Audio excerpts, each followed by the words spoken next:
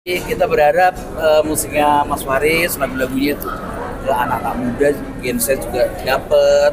Kevin sama Shakira kan masuk ke Gen Z ya, ke milenial juga dapet.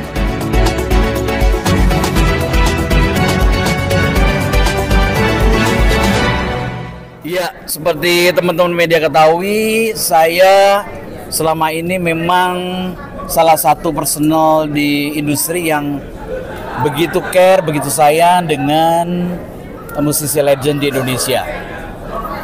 Banyak sekali musisi legend yang kurang mendapat perhatian.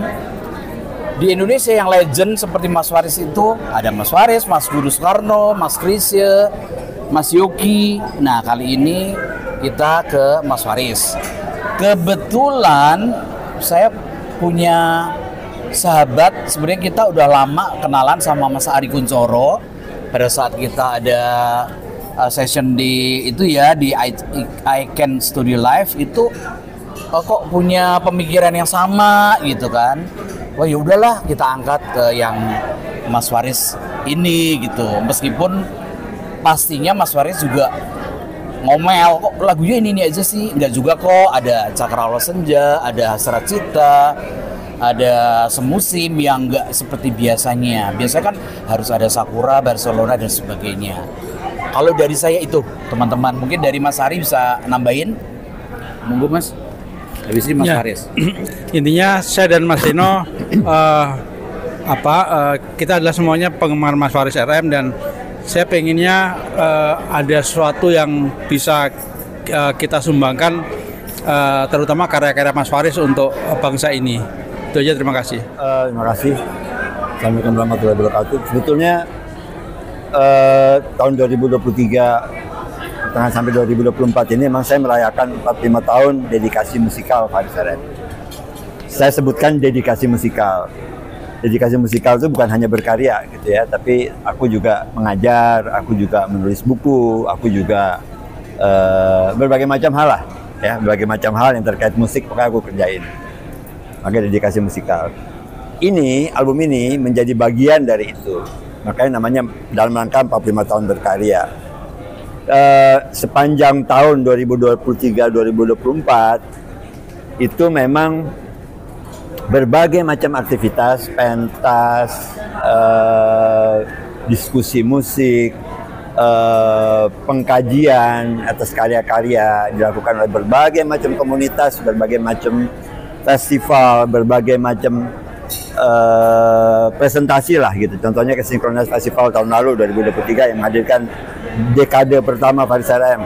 Kemarin Synchronize Festival juga menghadirkan Badai Pasti Berlalu yang merupakan rekaman saya pertama kali masuk musik Indonesia sebagai drummer dari album Badai Pasti Berlalu, dan salah satu saksi hidup yang masih hidup ya di antara Eros Jarot, Berdian Utauruk, Kinan Setion dan saya. Jadi itu semua menjadi bagian dari 45 tahun dedikasi musikal Faris RM. Ini album ini, single-single, kumpulan single ini yang dirilis oleh Ariseno Legacy ini merupakan satu bagian dari itu gitu. Sehingga saya terus terang mendukung support itu. Berbagai macam sebetulnya hal yang dilakukan di sepanjang perayaan itu. Dibuka waktu itu dengan tahun lalu juga saya mengadakan konser tunggal 45 tahun dedikasi musikal Faris RM sebagai pembuka di Balai Sarbini, di mana saat itu saya tampil tanpa MC, tanpa apa-apa, cuma didukung presentasi video dan saya sendiri bercerita gitu. Jadi sifatnya storytelling. Itu juga presentasi yang dikemas khusus. Kenapa demikian ya? Karena dalam merayakan itu gitu harus ada, kalau siapa lagi yang bisa menceritakan perjalanan hidup, perjalanan musik saya, perjalanan hidup saya. Bagaimana ininya lah, bagaimana In detail ya? in detail gitu. Nanti juga tahun ini juga alhamdulillah sedang dirintis produksi, udah sampai di skenario sih, udah sampai di skrip.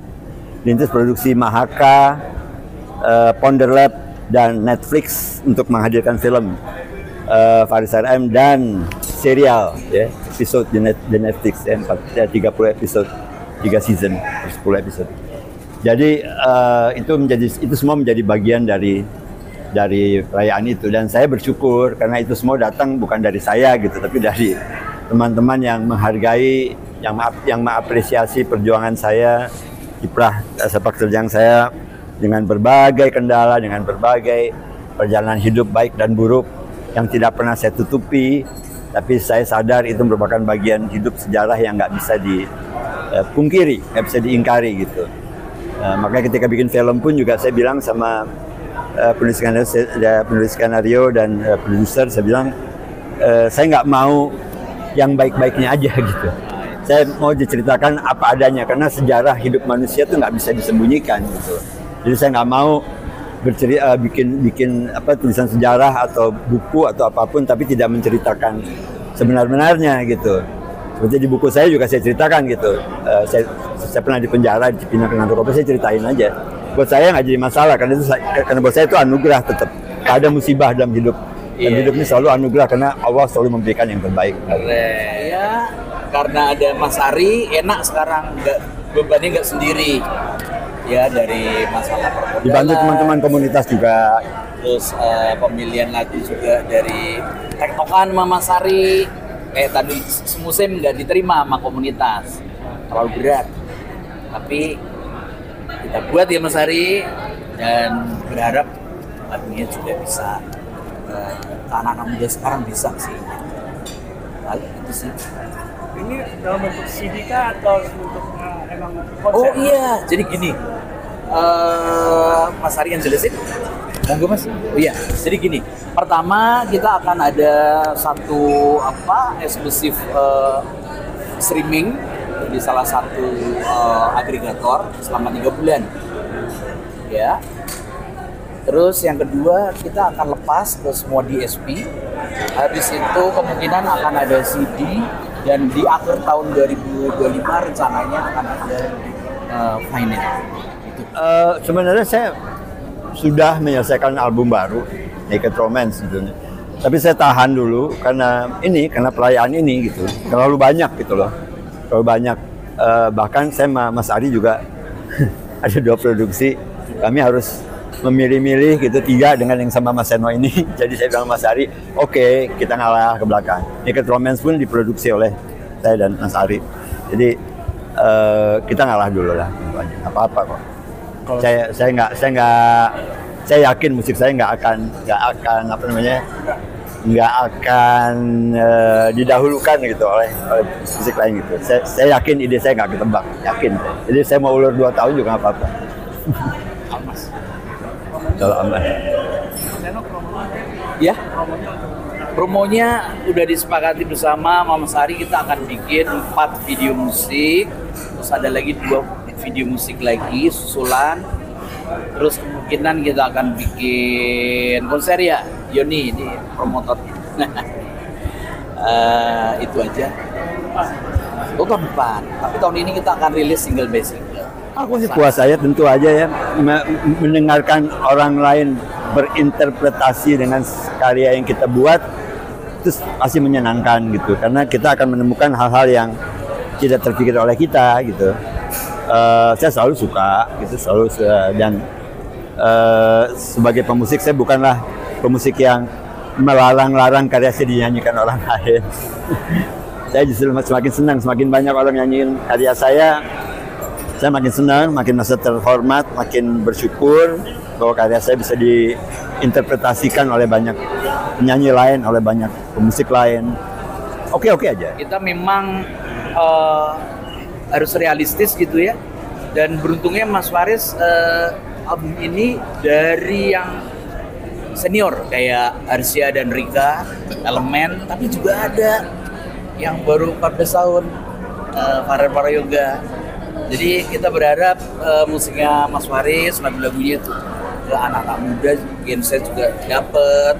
Kevin sama Shakira kan masuk ke Gen Z ya, ke milenial juga dapet. Itu mengenai penampilnya, mengenai arrangernya itu ya, karena kita udah lama memproduksi album, memproduksi lagu, karya, kita dengan cepat gitu. Oh ini harusnya sama ini ini.